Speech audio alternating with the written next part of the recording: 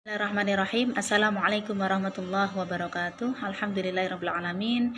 Bertemu dengan saya lagi di mata kuliah ilmu falak, di mana pada kesempatan sebelumnya saya sudah mulai memperkenalkan perhitungan hisab awal waktu sholat, di mana pada pertemuan yang lalu panjenengan sudah saya ajari kita belajar bersama-sama menghitung waktu sholat duhur dan menghitung waktu sholat subuh, di mana dalam memperhitungkan awal waktu sholat itu hal yang pertama kali dihitung itu adalah diantaranya adalah KWD, yaitu menghitung koreksi waktu daerah. Ini saya mereview apa yang sudah kita pelajari kemarin. Hari ini nanti kita akan melanjutkan perhitungan untuk waktu sholat berikutnya, mulai dari maghrib, isya, asar, duha, dan seterusnya. Jadi untuk mengingat bahwasanya semua jenis perhitungan, semua perhitungan awal waktu sholat itu selalu diawali dengan menghitung KWD-nya terlebih dahulu, karena koreksi waktu daerah ini nilainya akan selalu dipakai untuk semua waktu sholat di hari yang sama. Kira-kira seperti itu. Kita awali pertemuan ini dengan mengucap basmalah. Mudah-mudahan apa yang saya sampaikan nanti bisa dipahami dan bermanfaat. Bismillahirrahmanirrahim. Sebagaimana yang saya sampaikan tadi, bahwasanya untuk menghitung koreksi waktu daerah, kalian harus hafal di luar kepala. Jadi rumus untuk menghitung koreksi waktu daerah itu adalah buka KWD sama dengan buka kurung bujur daerah dikurangi bujur tempat tutup kurung bagi 15. Angka 15 saya ulangi lagi, angka 15 itu adalah untuk mengkonversi dalam bentuk waktu setempat, di mana pada pertemuan sebelumnya juga sudah saya sampaikan bahwasanya setiap 15 derajat itu adalah sama dengan satu jam. Nah, kalau bicara mengenai koreksi waktu daerah, rumusnya tadi sudah saya sampaikan, buka kurung bujur daerah dikurangi bujur tempat. Kalau bujur daerah itu terkait dengan zona tempat, zona waktu setempat. Maka pada saat mengerjakan waktu sholat itu harus tahu lokasi yang panjenengan hitung itu masuk daerah mana, masuk daerah zona waktu mana, apakah waktu Indonesia bagian barat, timur, atau tengah. Itu kalau bicara mengenai bujur daerah.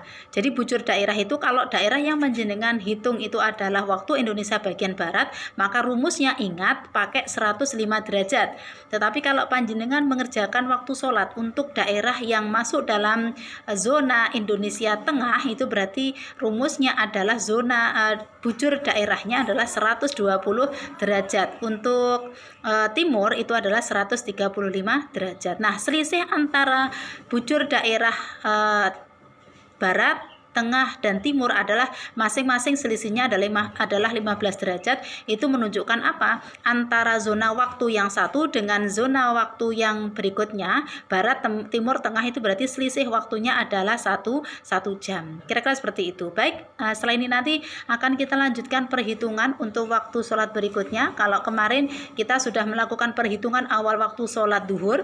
Kalau waktu sholat duhur rumusnya paling simpel, 12 dikurangi E tambah KWD tambah ikhtiyat. Kemudian untuk waktu subuh itu adalah kemarin sudah saya sampaikan, 12 dikurangi E dikurangi T bagi 15 tambah KWD tambah ikhtiyat. Nah, harus mengerjakan sudut waktunya terlebih dahulu, di mana dalam mengerjakan sudut waktu T itu ada unsur H-nya atau ketinggian mataharinya. Nah, untuk menghitung ketinggian matahari, menghitung awal waktu subuh, tinggi matahari yang sementara kita pakai itu mengacu kepada patokan yang digunakan oleh Kementerian Agama di Indonesia, yaitu sudut minus 20 derajat. Mengapa minus? Karena memang pada saat terbit fajar shodiq, matahari masih di bawah ufuk. Setelah ini nanti akan saya lanjutkan perhitungan untuk perhitungan waktu sholat maghrib. Berikutnya adalah, kalau kemarin kita sudah melakukan perhitungan waktu sholat subuh, hari ini kita akan menghitung waktu sholat maghrib. Karena menghitung waktu sholat subuh sudah saya sampaikan, tentu sudah ada gambaran bagaimana mengerjakan waktu sholat yang lain. Tetapi tetap akan saya jelaskan supaya nanti teman-teman lebih familiar dalam mengerjakan awal waktu sholat. Nah, untuk pengerjaan waktu sholat maghrib kali ini masih melanjutkan pengerjaan kemarin, di mana waktu yang kita hitung itu masih sama dengan kemarin, yaitu untuk daerah Jakarta tanggal, bulan dan tahunnya juga masih sama. Artinya apa? Lintang bujur datanya masih sama dengan kemarin. Maka untuk menghitung waktu sholat subuh itu diawali seperti biasanya, dihitung terlebih dahulu KWD-nya. Karena KWD pada kesempatan yang lalu sudah kita hitung, di mana KWD itu rumusnya adalah bujur daerah. Karena Jakarta itu Indonesia bagian barat, berarti tolak ukurnya adalah 105 derajat. Kemudian ini adalah bujurnya Jakarta 106 derajat, 50 menit tutup kurung bagi 15, sehingga ketemu nilai dari KWD adalah min 0 derajat 7 menit 20 detik dan seterusnya. Kemudian nanti data yang dibutuhkan selain KWD, kita juga membutuhkan data deklinasi matahari. Deklinasi matahari data juga sudah saya sampaikan kemarin. Kemudian equation of time juga karena tanggal dan tempatnya masih sama, maka datanya sudah saya sampaikan kemarin, ini saya ulang kembali. Baik, sebelum kita masuk kepada rumusnya, rumus untuk menghitung awal waktu maghrib itu adalah ini ya. Coba perhatikan bedanya dengan waktu sholat subuh itu apa. Kalau waktu subuh kemarin kan 12 dikurangi dikurangi T. Oke ya. Ini jadi 12 dikurangi tambah T dan seterusnya itu. Nah, kalau awal waktu maghrib ini rumusnya sedikit berbeda ya, 12 dikurangi tambah T. Kalau yang waktu subuh itu dikurangi, kalau maghrib itu adalah ditambah. Itu bedanya kenapa, Bu? Nah, ini penjelasannya begini. Sudut waktu, kalau pada waktu subuh posisi matahari itu kan masih di timur, maka sudut waktu itu berarti dikurangi. Tetapi karena pada saat maghrib posisi matahari itu sudah bergeser ke arah barat, maka kemudian untuk sholat waktu yang sekiranya posisi matahari itu sudah ada di ufuk bagian langit sebelah barat, itu berarti untuk menghitung sudut waktunya dengan cara ditambah. Oke, ini kurang lebih rumusnya untuk menghitung awal waktu sholat maghrib seperti ini. 12 dikurangi tambah T, mohon maaf ini belum dibagi 15 ya. 12 dikurangi tambah T bagi 15 tambah KWD tambah ikhtiyat. Jadi yang membedakan T. Nah, sebagaimana yang saya sampaikan kemarin bahwasanya menghitung rumus sudut waktu atau T ini sama. Semua waktu sholat kalau panjenengan diminta untuk menghitung T atau sudut waktunya rumusnya sama. Cos T sama dengan min tan pi, pi itu adalah lintang, tan di, D itu deklinasi, tambah sin H, H itu adalah sudut ketinggian mataharinya, kemudian bagi cos pi, bagi cos D. Nah, H ini tergantung waktu sholat apa yang kita hitung. Adapun data pi, data D, data lain-lainnya itu sama merujuk pada ini. Tetapi kalau H ini tergantung, kalau subuh H-nya itu berarti min 20, tetapi karena kita sedang mengerjakan waktu sholat maghrib, itu berarti hanya adalah H min 1. Silahkan dipencet kalkulatornya ya, mulai dari saya pandu sekarang ya untuk mengerjakan. Karena KWD sudah dikerjakan, maka langkah berikutnya adalah untuk menghitung sudut waktu matahari. Bisa dipraktekkan, saya pandu dari sini untuk menghitung sudut waktu subuhnya. Yuk, diawali dari on kan kalkulatornya, on, kemudian shift, silahkan dipencet sesuai dengan yang saya instruksikan. Shift cos, buka kurung, min tan, min 6 derajat, 10 menit, tan, min 15 derajat, 59 menit, 2 detik, tambah sin, karena maghrib berarti tambah sin min 1 derajat bagi cos, min 6 derajat, 10 menit bagi cos min 15 derajat 59 menit 2 detik tutup kurung sama dengan atau X, kemudian pencet shift derajat. Nanti kalau sudah ketemu nanti akan muncul hasilnya seperti ini ya. Hasilnya T tadi yang sudah saya diktekan tadi, hasilnya T adalah ini ya, 92 derajat 49 menit 14 detik. Coba dihitung, kalau hasil panjenengan sudah ketemu angka ini berarti hasil hitungan panjenengan benar. Nah, kalau sudah ketemu T-nya silahkan dibagi 15, ketemunya ini ya, angka ini yang sudah di shift derajat maka bentuknya menjadi derajat menit detik bagi 15 sama dengan 6 jam 11 menit 16,94 detik. Ini belum ketemu waktu maghribnya. Kita baru menghitung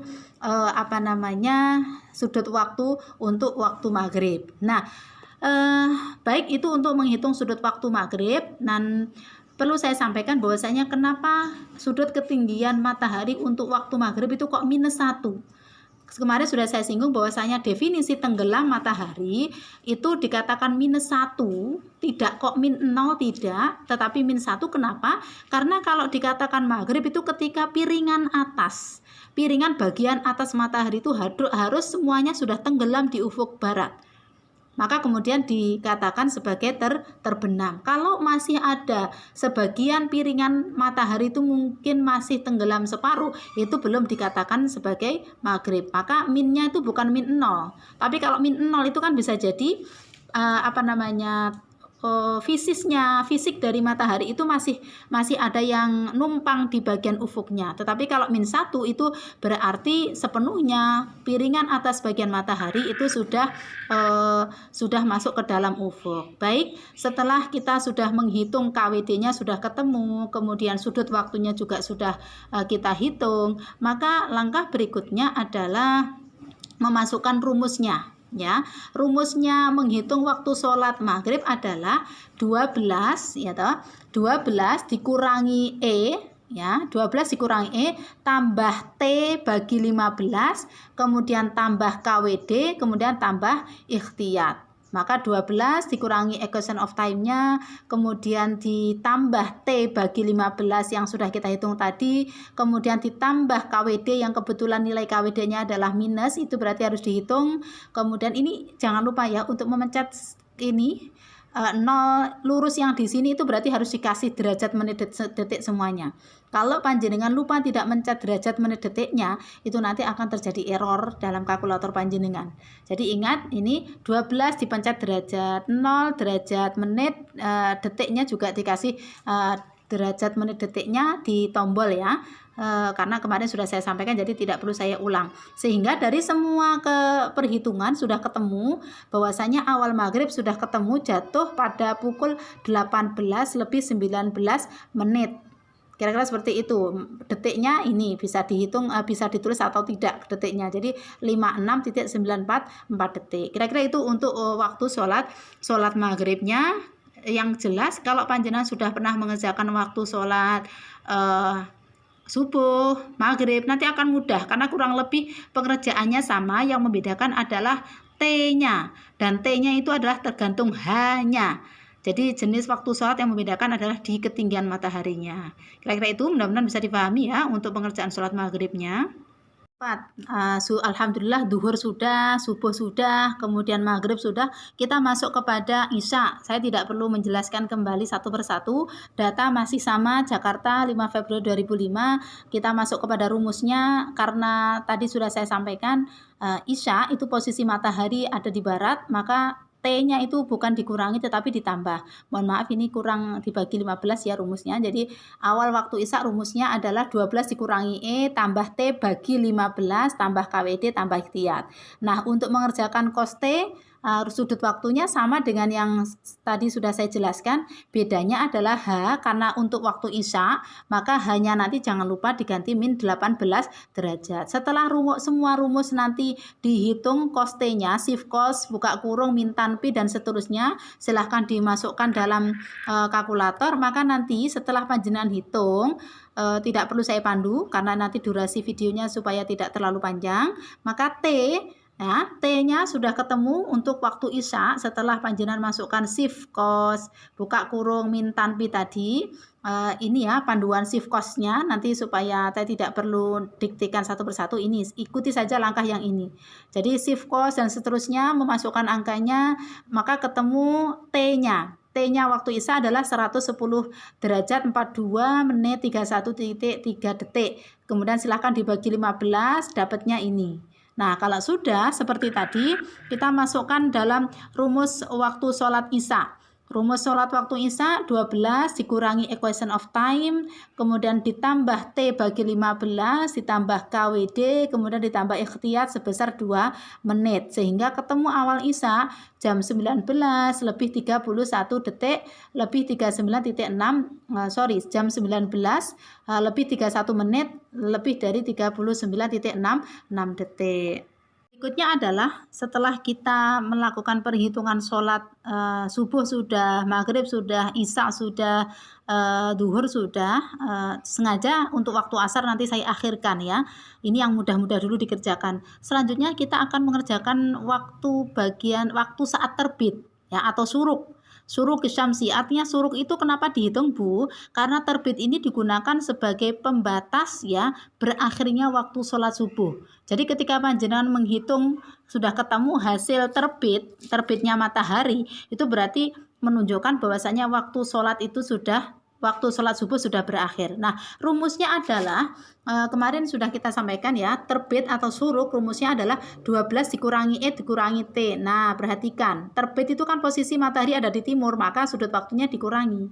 12 dikurangi E dikurangi T bagi 15 tambah KWD dikurangi ikhtiyat. Nah, T-nya terbit ya, T-nya terbit sama rumusnya dengan yang sebelumnya, terus H ketinggian matahari pada saat terbit itu kan rumusnya sama, H terbit itu kan rumusnya sama dengan maghrib, yaitu min 1. Tapi bedanya definisi terbit dan terbenam kemarin sudah saya sampaikan. Kalau terbit itu sekali piringan atas matahari sudah menyentuh ufuk, itu berarti sudah dikatakan terbit gitu loh. Maka kemudian rumusnya adalah min 1. Maka nanti untuk menghitung terbit, T-nya tidak perlu dihitung kembali. Jenengan cukup mengambil hasil perhitungan yang ada di maghrib untuk T bagi 15-nya. Jadi kita langsung saja memasukkan bedanya dari rumus waktu sholat satu dengan terbit. Kalau semua waktu sholat itu ikhtiyatnya selalu ditambah. Kenapa ditambah? Semua waktu sholat itu ikhtiyatnya selalu ditambah karena tujuannya adalah sebagai kehati-hatian, agar supaya hasil perhitungan waktu sholat yang kita hitung itu benar-benar waktu sholat itu sudah masuk. Karena di antara syarat sahnya sholat itu kan masuk waktu.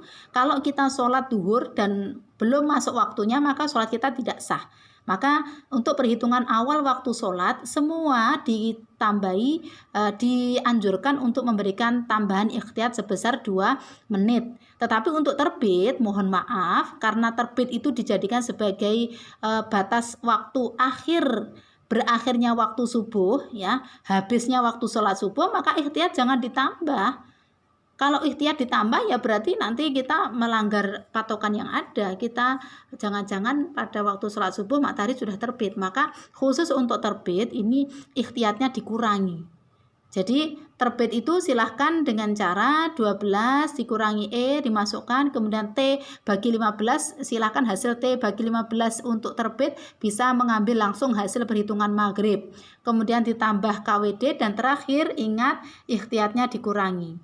Ya, sehingga dari waktu ini kemudian ketemu waktu terbit matahari pada tanggal 5 tadi yang sudahnya 2005 di Jakarta tadi sudah ketemu terbit pada pukul 5.53 WIB. Ini menunjukkan pada jam ini waktu subuh sudah berakhir. Kira-kira seperti itu. Kemudian berikutnya adalah waktu duha ya.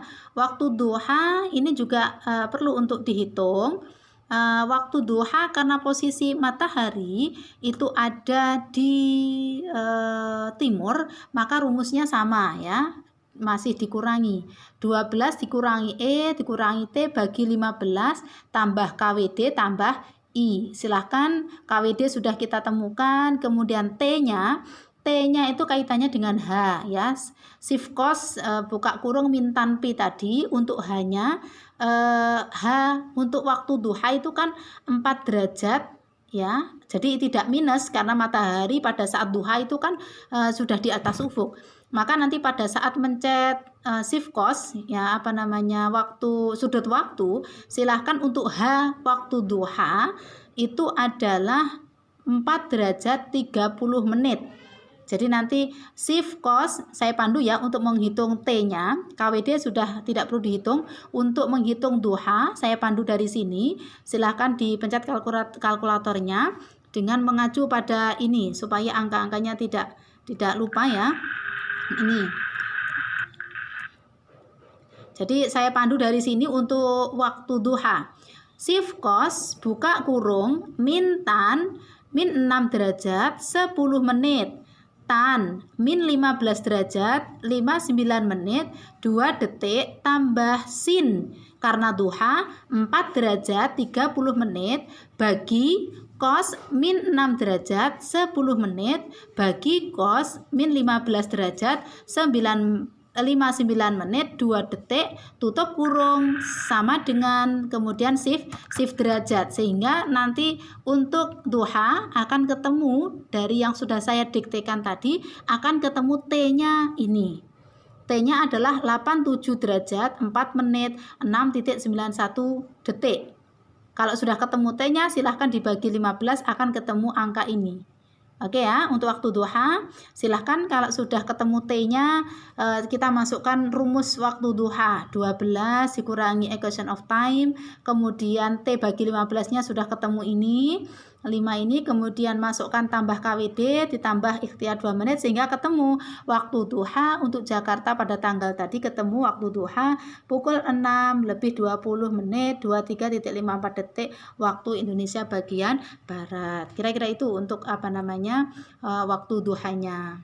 Sudah, kemudian terbit sudah. Sebelum saya masuk kepada penjelasan waktu sholat asar, maka langkah berikutnya yang harus dihitung adalah imsak. Saya lupa menyampaikan imsak. Kemarin dalam teori sudah saya sampaikan, menghitung waktu imsak itu adalah dengan memberikan ikhtiyat kehati-hatian kurang lebih waktu subuh, jeda waktu ya, sebelum terbit fajar kurang lebih 10 menit. Maka nanti untuk menghitung waktu imsak, kalau panjenengan nanti saya minta untuk membuat perhitungan imsak, maka kalau sudah panjenengan sudah menghitung waktu sholat subuh, silahkan hasil waktu sholat subuh ini dikurangi 10 menit ya. Caranya bagaimana? Ya ini waktu subuhnya kan sudah ketemu jam 4 lebih 37 menit 8.92 detik, silahkan dikurangi di bawahnya. Caranya bagaimana?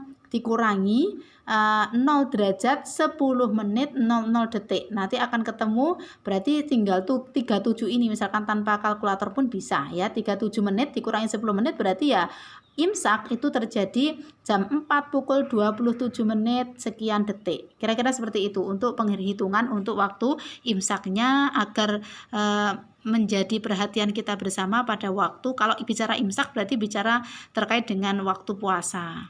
Baik, setelah kita melakukan perhitungan untuk waktu sholat duhur, kemudian maghrib, isya, subuh, kemudian syuruk atau terbit, duha, dan juga waktu imsak, maka tiba saatnya saya akan memperkenalkan perhitungan waktu sholat asar. Karena waktu sholat asar langkahnya, prosedur perhitungannya sedikit berbeda dibandingkan dengan waktu sholat yang lain. Kalau untuk waktu sholat yang lain, rata-rata rumus sholatnya itu kan 12 dikurangi E dikurangi atau ditambah sudut waktu atau T tambah KWD kemudian ditambahkan I. Nah, untuk menghitung sudut waktu sebagaimana sholat yang lain, untuk menghitung sudut waktu atau T rumusnya akan selalu sama. Tetapi yang membedakan sholat asar dengan waktu sholat yang lain adalah pada H ini. Ketika waktu sholat yang lain H ini sudah ditentukan, misal maghrib min 1, kemudian untuk isya min 18, subuh min 20, maka untuk waktu sholat asar ini hanya ini harus dihitung terlebih dahulu. Jadi tidak langsung ditentukan secara angka atau numerik, tidak seperti itu, tetapi harus dihitung terlebih dahulu. Maka langkah untuk mengerjakan waktu sholat asar itu jika dirunut, yang pertama adalah mengerjakan KWD-nya terlebih dahulu. Kalau sudah ketemu KWD-nya, maka menghitung hanya dulu. Kalau sudah ketemu hanya, baru menghitung sudut waktu atau T-nya. Baru langkah yang keempat adalah memasukkan rumus waktu sholat asar. Nah, pertama kita akan menyampaikan terkait rumus H untuk menentukan rumus H atau ketinggian matahari pada waktu asar. Rumusnya adalah, perhatikan, jadi rumus untuk menghitung H waktu asar adalah ini, Kotan H di sini adalah tinggi matahari. Tadi sudah saya singgung bahwasanya H atau ketinggian matahari untuk waktu sholat lain sudah ditentukan. Tapi untuk waktu sholat asar ini harus dihitung terlebih dahulu dengan cara kotan H sama dengan tan buka kurung pi di sini adalah lintang dikurangi d atau deklinasi tutup kurung tambah 1. Perlu diketahui angka 1 di sini adalah sesuai dengan teori fikih yang saya sampaikan kemarin. Kalau kita mengikuti rumus dari madhab Syafi'i, 1 ini adalah berarti menunjukkan 1 kali panjang bendanya. Berarti rumus ini mengikuti rumus waktu sholat asar menurut paham Syafi'i. Tetapi kalau kita mau mengikuti pendapat dari paham Hanafi, ya ini berarti karena 2 kali panjang bendanya maka ditambah 2. Kira-kira seperti itu. Nah, kotan H, nanti kita pengerjaannya seperti apa? Waktu sholat asar sama dengan yang lain, kita masih menghitung waktu yang sama untuk daerah Jakarta, kemudian tanggal, bulan, dan tahun juga masih sama, sehingga segala data masih merujuk dengan yang sama yang tadi ya. Oke, berikutnya adalah kita akan mulai lakukan perhitungan, menghitung H ya. Ini coba diikuti tutorial perhitungan untuk tombol kalkulatornya, coba diikuti dengan saya karena kotan itu beda dengan tan ya. Kotan itu berarti 1 per tan, maka coba diikuti panduan dari saya. Kalau kotangan itu berarti ini ya, jadi silahkan ini dikerjakan terlebih dahulu. Kotan H kan buka kurung tan buka kurung pi dikurangi d.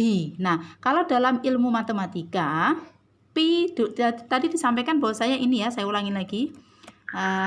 Di rumus sebelumnya tadi disampaikan bahwasanya rumus H itu kan kotan H sama dengan tan buka kurung pi dikurangi d. Nah, dalam ilmu matematika yang ada di dalam kurung ini silakan dicari terlebih dahulu nilainya. Jadi angka pi, angka lintang dikurangi deklinasi itu silakan dihitung terlebih dahulu sehingga nanti supaya memudahkan perhitungan. Maka silakan dipraktekkan dengan cara seperti ini. Karena yang di dalam kurung ini silakan dihitung terlebih dahulu.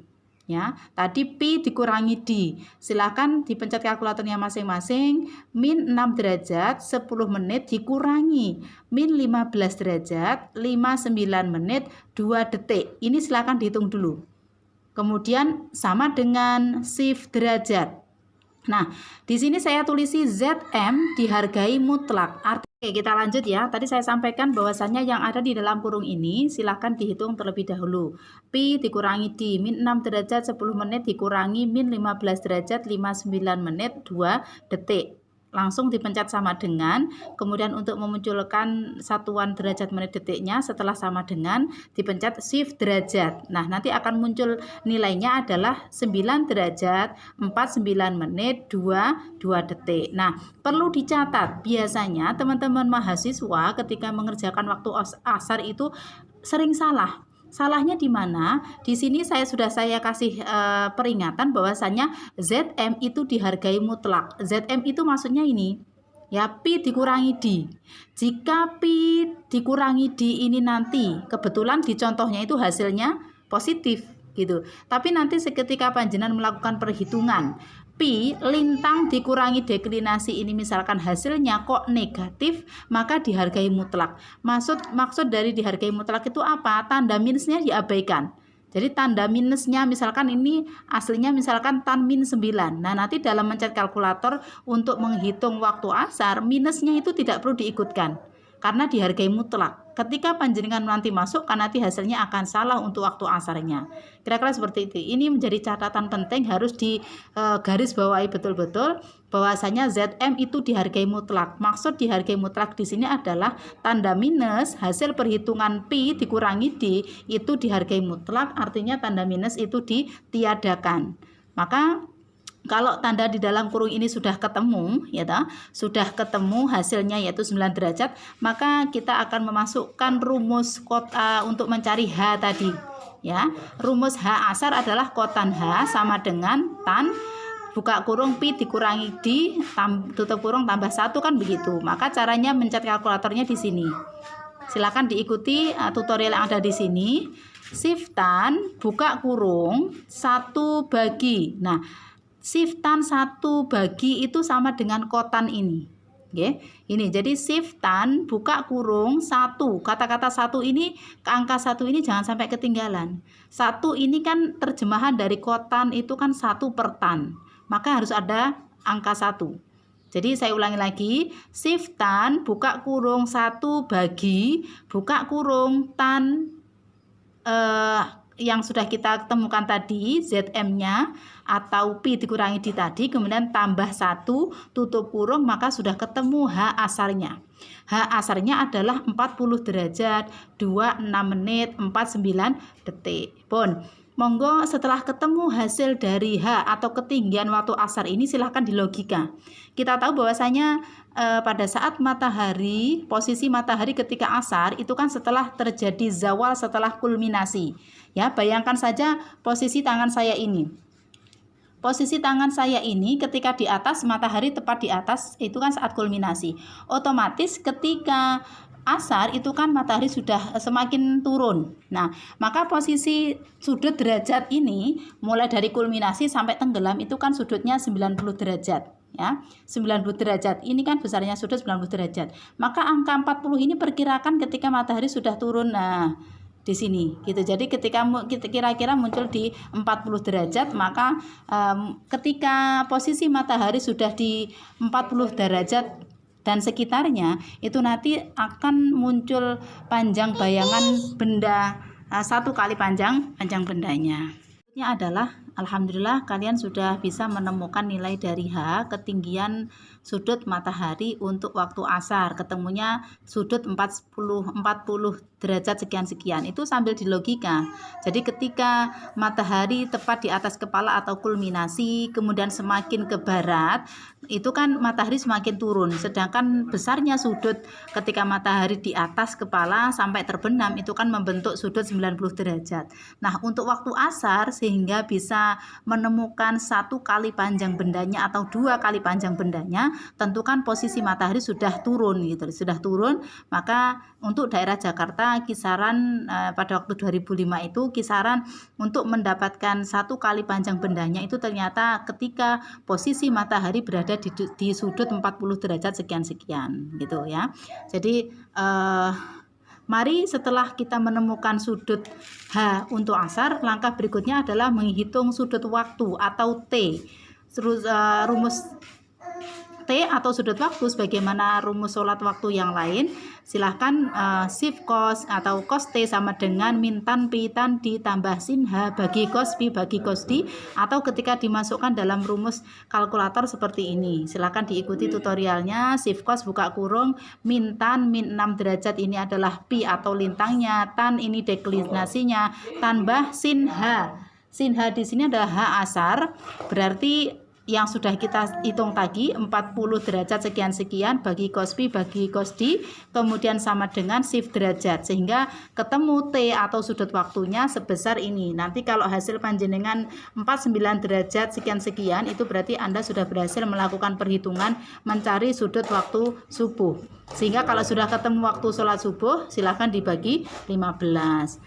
Baik, langkah terakhir ketika KWD sudah dihitung, kemudian H sudah dihitung, sudut waktu atau T-nya sudah dihitung, langkah terakhir untuk menghitung waktu sholat itu adalah dengan memasukkan rumus waktu sholat asar.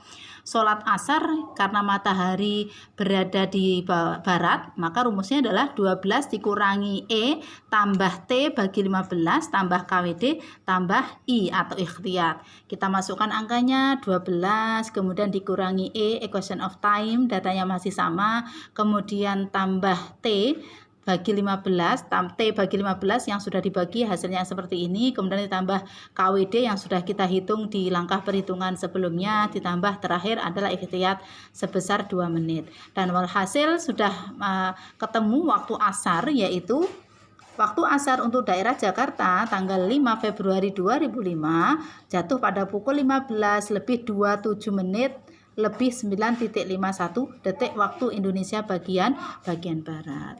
Alhamdulillah semua perhitungan waktu sholat ya nanti tidak hanya 5 sholat waktu tetapi ditambah dengan mulai dari duhur, asar, maghrib, isya, subuh, kemudian ditambah dengan suruk atau terbit, kemudian ada imsak dan kemudian ada duha. Berarti ada 8 waktu yang harus dihitung terkait dengan waktu ibadah. Nah, kira-kira itu yang bisa saya sampaikan untuk pertemuan kali ini. Mudah-mudahan hisab auqatis sholah atau perhitungan waktu sholat bisa difahami. Jika memang ada yang kurang paham, nanti bisa ditanyakan di forum. Kita akhiri dengan baca hamdalah. Alhamdulillahirabbil alamin. Kurang lebihnya mohon maaf. Assalamualaikum warahmatullahi wabarakatuh.